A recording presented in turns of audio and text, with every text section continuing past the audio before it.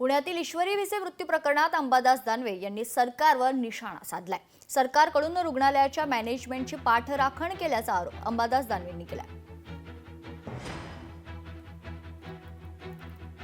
गोरखे यांचे पीए यांच्या भगिनीचा दीनानाथ मंगेशकर हॉस्पिटलमध्ये तडफडून सभापती महोदय मृत्यू झालेला आहे। आपले सदस्य, आपले सभागृहाचे सदस्य आहे आणि त्यांच्या पीए यांची पत्नी दीनानाथ मंगेशकर रुग्णालयामध्ये ज्या पद्धतीने तिचा मृत्यू झाला, आपण डॉक्टरवर कारवाई करतो, परंतु अशा मोठ्या हॉस्पिटलमध्ये मॅनेजमेंट महत्त्वाचं असतं आणि मॅनेजमेंटवर कारवाईची आवश्यकता असते।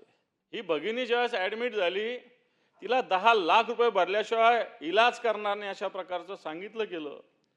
मोठ्या मुश्किलीने त्यांनी सांगितलं की माझ्याकडे 2-2.5 लाख रुपये आहे, परंतु सभापती महोदय या हॉस्पिटलने, ही धर्मादय हॉस्पिटल, कुठेही काही ऐकलेलं नाही।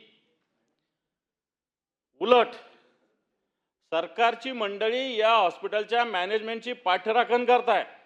दीनानाथ मंगेशकरचं मॅनेजमेंट कोणाच्या विचाराचं आहे? या हॉस्पिटल काय वेगळं आहे का? हत्तीच्या कानातून आलेलं आहे का?